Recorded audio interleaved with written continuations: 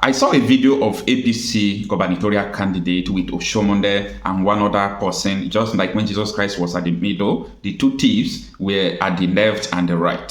So the APC gubernatorial candidate looked at the whole crowd and gave them a promise. And what could that be? He said, I am going to provide insecurity to the people of Edo State. We are going to provide you with insecurity. I'm going to provide insecurity to you people. Now, I was talking to one of, the politician in Edo State this morning, and the guy is an APC person. He was trying to defend the man like, no, it's a slip of tongue. Sometimes when you are talking every time and then during a campaign, you can just make a mistake. I said, hold on. Do I look like a child in the history of Nigerian politics? Absolutely no. Don't take me for granted, because during the 2023 campaign, the 2023 presidential campaign, I compiled a video of Tinubu saying all sort of things.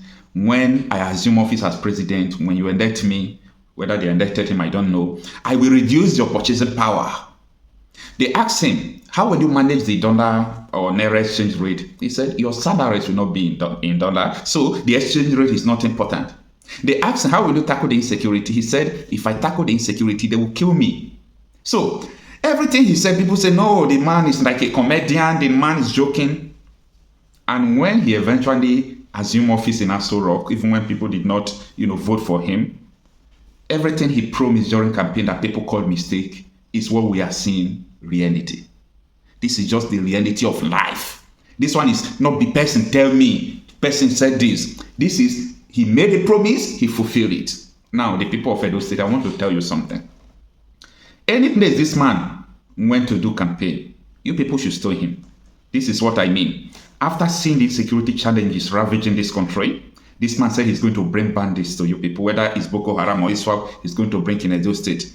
And if you people don't take this thing serious, bet me, when this person, if they reach him into the office, this man is going to bring the insecurity. Believe me, I am not joking about this. Edo State is gone if this man assumes office. When you people see him in campaign, stone him. If police arrest you, people tell the police, show the police the video, that despite people dying in Nigeria, the man still have the guts to say he's going to bring insecurity to the people of Edo State. You people should not take this thing lightly.